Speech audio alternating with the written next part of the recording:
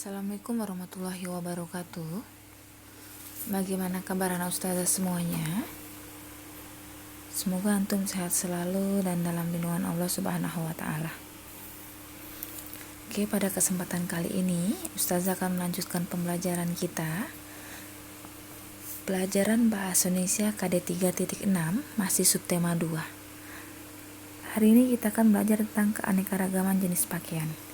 Sebelum kita melanjutkan pembelajaran kita, sebelumnya kita sudah belajar tentang bahan dasar pakaian, pengolahan dari bahan dasar pakaian menjadi kain, terus kemarin jenis-jenis kain adat di Indonesia. Hari ini keanekaragaman jenis pakaian. Pakaian merupakan kebutuhan yang penting bagi manusia.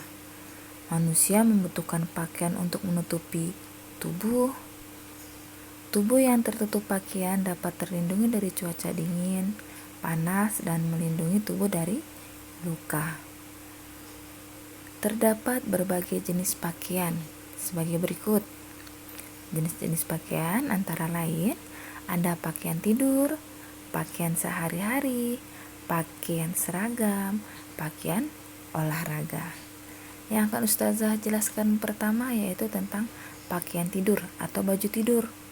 Anak-anak ustazah sebagian atau pada umumnya mungkin semuanya sudah punya yang namanya baju tidur. Umumnya dipakai untuk tidur. Bahan yang digunakan dari bahan yang lembut. Model pakaiannya longgar, tidak ketat agar tidak menghambat peredaran darah saat tidur. Itu contoh baju tidur. Ya, anak ustazah, pakaiannya lembut dan longgar. Tidak ada baju tidur tuh yang sempit, pasti longgar dan bahannya nyaman untuk di saat dibawa untuk tidur. Selanjutnya, pakaian sehari-hari atau baju sehari-hari yang biasa kita gunakan di rumah, untuk jalan atau untuk bermain atau bahkan untuk ke pesta. Pakaian sehari-hari umumnya biasa digunakan dalam kegiatan sehari-hari. Modelnya tidak mencolok atau sederhana.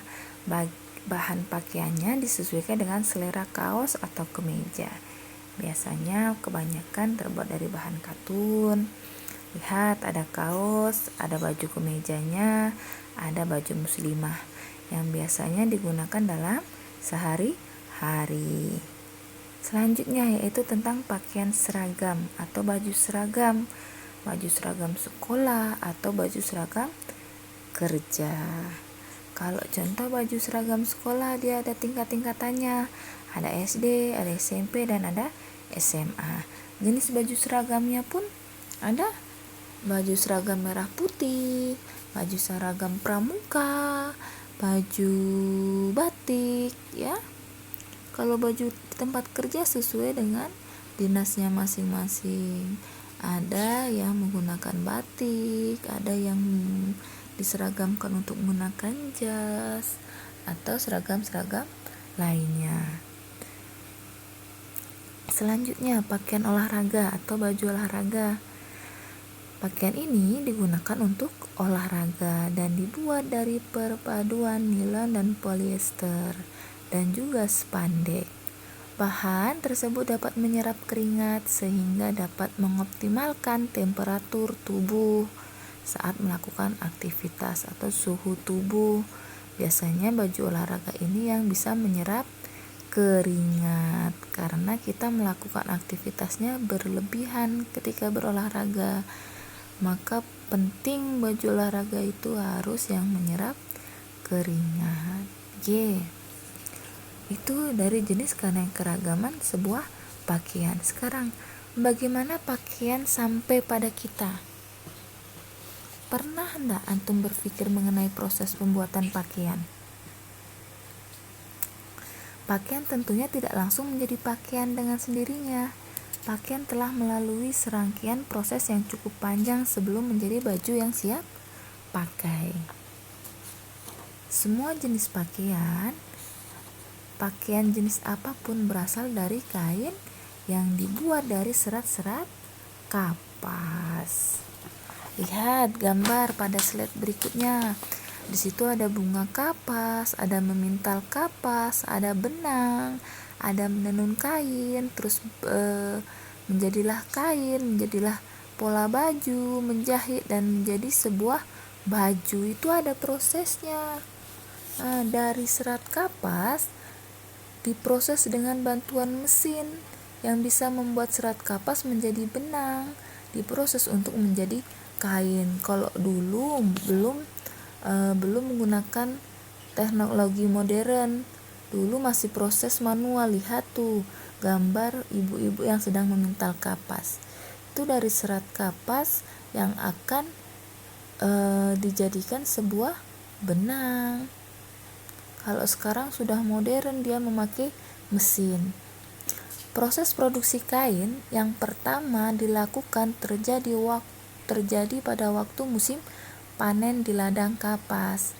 Kapas yang dihasilkan diproses di mesin untuk memisahkan serat kapas dari polong dan biji yang melekat.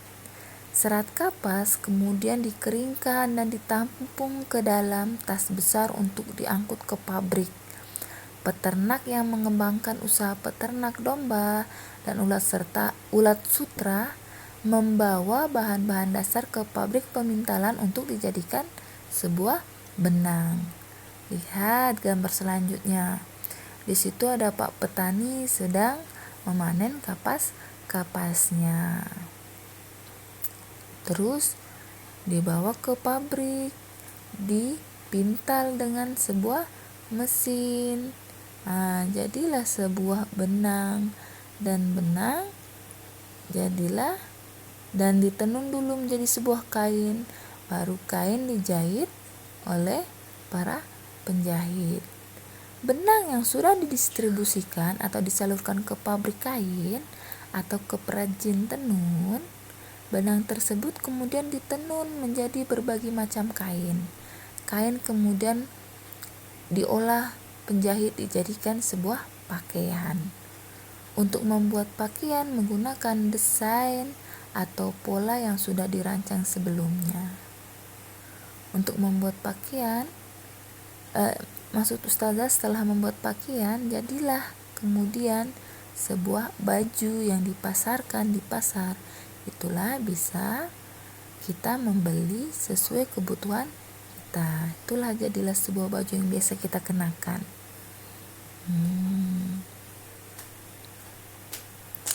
Bukankah sangat banyak yang berperan dan berjasa dalam ketersediaan pakaian untuk kita? Ada petani, peternak. Untuk itulah kita harus saling menghormati dan menghargai sesama, karena kita hidup ini membutuhkan bantuan orang lain. Itu dari pakaian dan proses terjadinya sebuah baju yang kita gunakan sampai saat ini. Tugas hari ini ada di buku tema 7 halaman 91 sampai 92. Carilah informasi dari setiap paragraf seperti tugas minggu lalu. Tapi untuk anak ustazah, tugas minggu lalu masih ada beberapa orang atau beberapa anak ustazah yang masih banyak yang salah untuk mencari sebuah informasi dalam suatu paragraf. Oke, apa sih itu informasi? Informasi adalah pesan pada sebuah kalimat dengan pikiran utama atau terdapat dalam kalimat utama. Kalimat utama biasanya bisa terletak di awal kalimat, bahkan bisa di tengah kalimat atau bahkan di akhir kalimat. Ya. Paragraf. Apa yang dimaksud dengan paragraf? Paragraf adalah sekumpulan kalimat dalam suatu teks atau karangan. Biasanya yang biasa ustazah tekankan, setiap awal paragraf itu menjorok ke dalam dan terdiri dari 3 baris kalimat atau lebih dan memiliki sebuah kalimat utama. Itu contoh paragraf yang ada di bawahnya, menjorok ke dalam atau isinya lebih dari 3 baris. yang akan Ustazah contohkan untuk tugasnya paragraf 1 ya. Paragraf 1, isi informasi dari paragraf 1 adalah Lani sedang mengamati pakaian. Itu contohnya. Selanjutnya, silakan anak Ustazah untuk mencoba. Tapi sebelum mencoba, Ustazah akan membahas jawaban yang minggu kemarin yang masih beberapa anak salah, ya. Oke, ini jawaban yang benar dari tugas minggu kemarin. Mencari isi informasi dalam setiap paragraf. Paragraf 1, isi informasinya adalah Indonesia kaya akan bahan dasar pakaian. Paragraf 2, isinya dahulu bahan dasar pakaian diolah dengan cara sederhana. Paragraf ketiga, saat ini bahan dasar pakaian diolah dengan cara modern.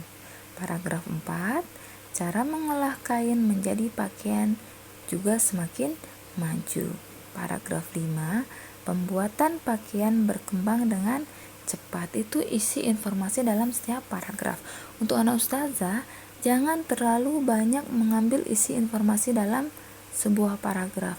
Cari kalimat utamanya atau pikiran utamanya ya dalam paragraf yang berisikan tentang isi paragraf itu tersebut. Paham anak Ustazah? Kalau paham, untuk selanjutnya anak Ustazah kerjakan latihan di buku tema di halaman bacaan teksnya di halaman 91 dan 92. Tugasnya di 93, masih mencari isi informasi dalam setiap paragraf. Ya, tadi udah Ustazah contohkan paragraf 1.